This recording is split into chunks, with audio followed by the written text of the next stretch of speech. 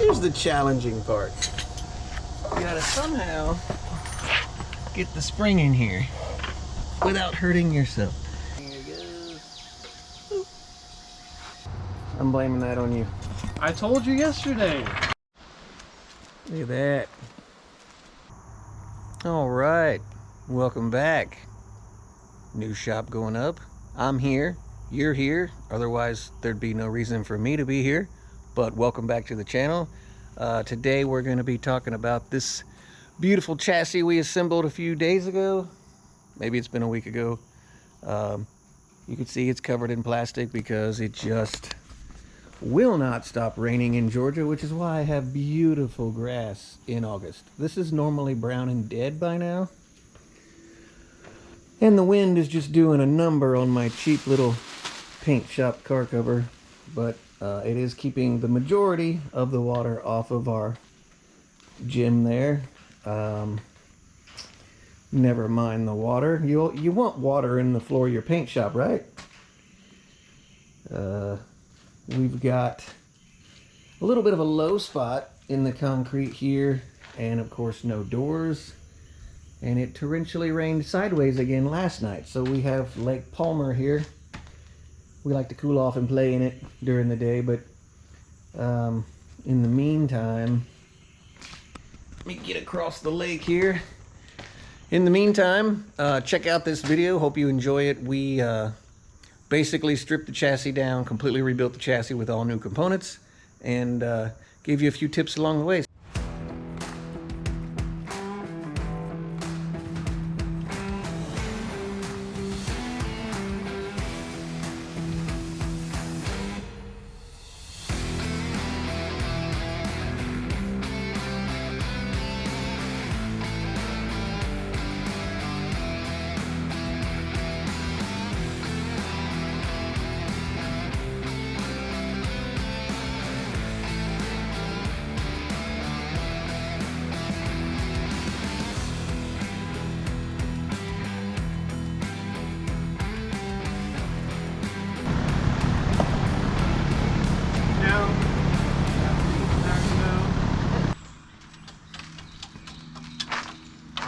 Whew. This thing is dirty.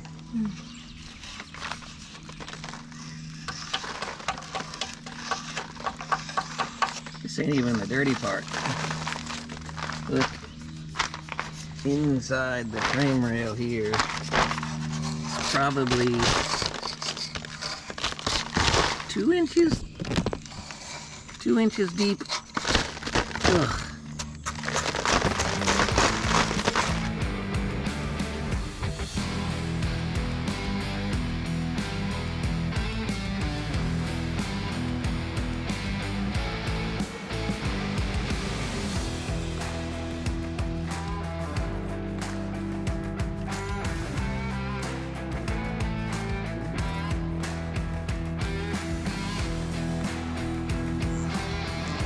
Okay, we are set up this morning. We've got all of our front suspension components, all of our brake components, springs, wheels, tires, set up for both sides. We're going to put this chassis together today. After today, it's going to be able to roll around again. We can get it back inside. Let's highlight some of the components. So we restored the engine mounts and added new rubber mounts to them. We've got brand new stock replacement uppers. You can still buy these at AutoZone, about 80 bucks a piece. Those are DJM 3-inch drop lowers. Stock spring, because apparently you can't run a drop A-arm and a drop spring. It'll really mess up your steering geometry. CPP 2-inch drop spindles, Willwood disc brake 2-piston calipers. We restored the backing plates. We got brand new 1.25-inch rotors. We've restored our mounting hardware. We used new bolts everywhere. We got brand new bolts holding the backing plate on. We got brand new bolts holding the motor mounts in.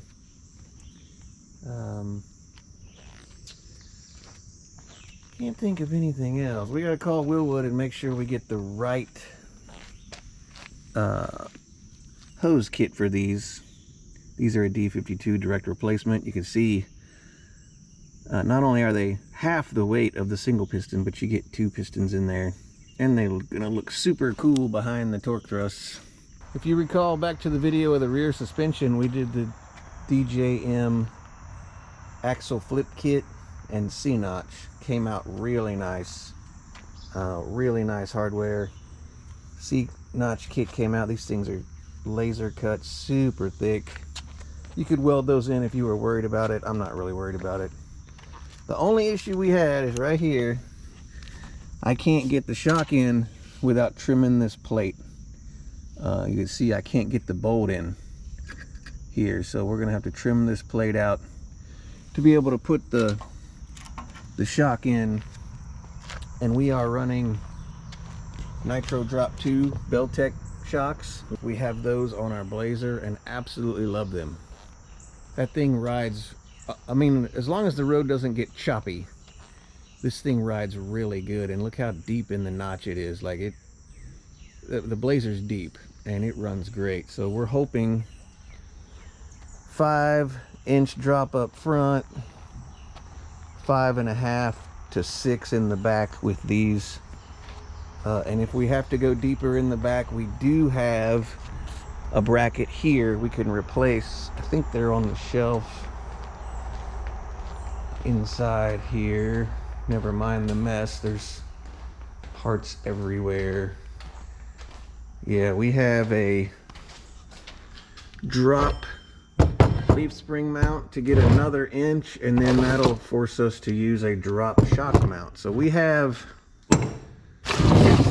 everything we need here to get that truck where we want it.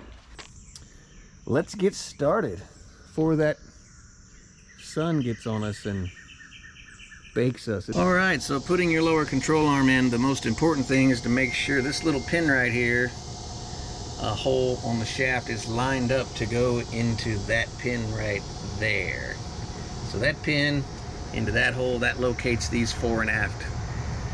Other than that, it's a simple bolt-in process.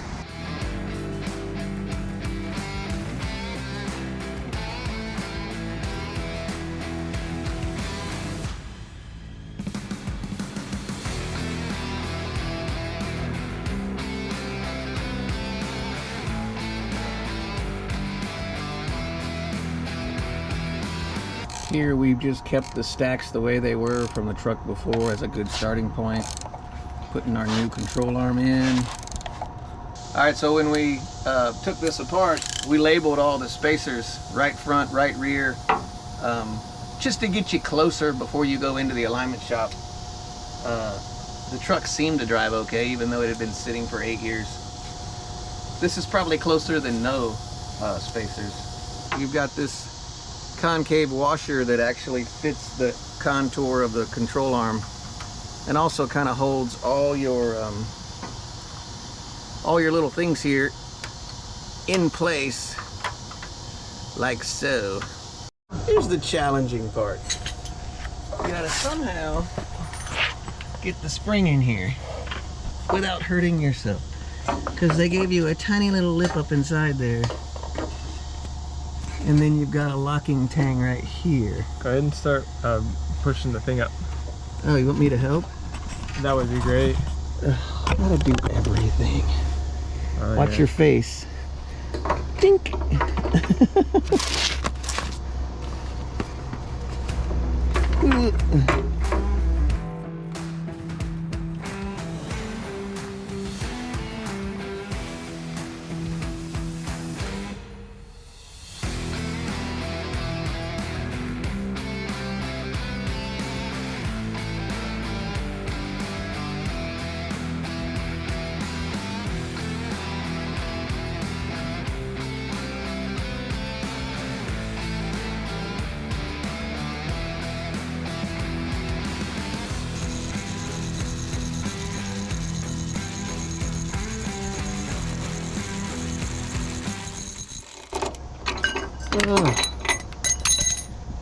Now get this out without pinching your fingers. So all we can do is put the backing plate on, and then we've got to run to the hardware store and grab inner and outer wheel bearings because they weren't on the list. I'm blaming that on you. I told you yesterday. I don't listen to you. I said, hey, there's no bearings in these rotors and the old ones are shot. And you said, it's all right, I'll handle it. And I'm handling it. I'm going to go get the stuff.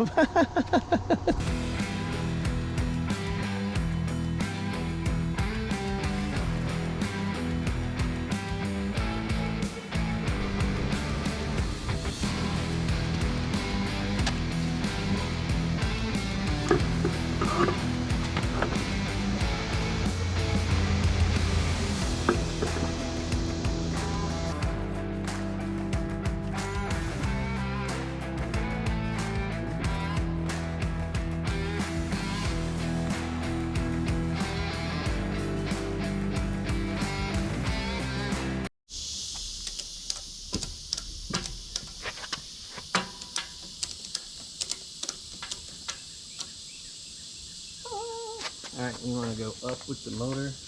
Yeah.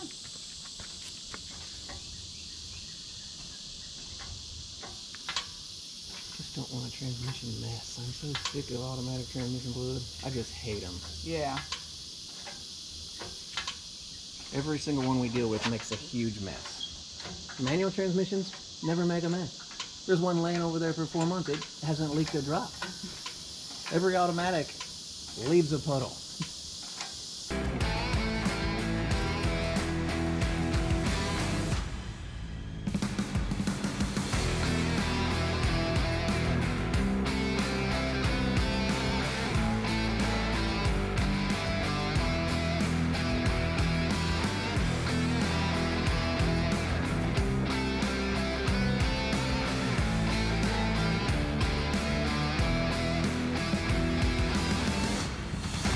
Alright, so here is the only thing we ran into. 2 different motor mount depths. From here to here is 2.5. This one is 3 inch. These were the wrong ones, so take a little time, do some measuring. Alright, coming down.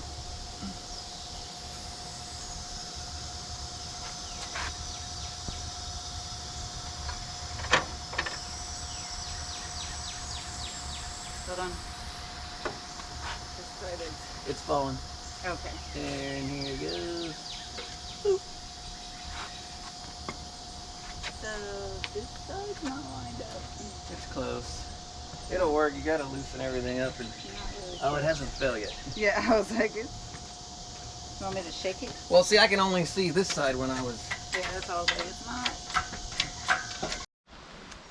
Look at that. Took a little while. Find out our major problem was we had these motor mount brackets bolted in tightly. As you take all that apart and put it all back together, you need to keep all them bolts loose. As soon as we did that, the motor dropped right into place. Right on our motor mounts. I threw some stuff on it real quick. I really hate that it's outside. I'll probably wrap it in plastic tonight. This shouldn't be outside much longer. Peek at our wheel woods. Everything's looking really good. I'm really happy with it. You can see the flash rust from being outside. I hate that, but I guess it's good that we're full up inside. I'll have to pull the drive shaft out and see if the drive shaft needs shortened now that we've axle flipped. I've heard both ways, so we're gonna figure that out. And then we've got all new steering, all new brake lines, all new transmission lines, all new fuel lines. We got a new fuel tank. We're just gonna keep building this chassis out for you guys so you can see what it takes. And then we'll get into that body work over there that I've been ignoring.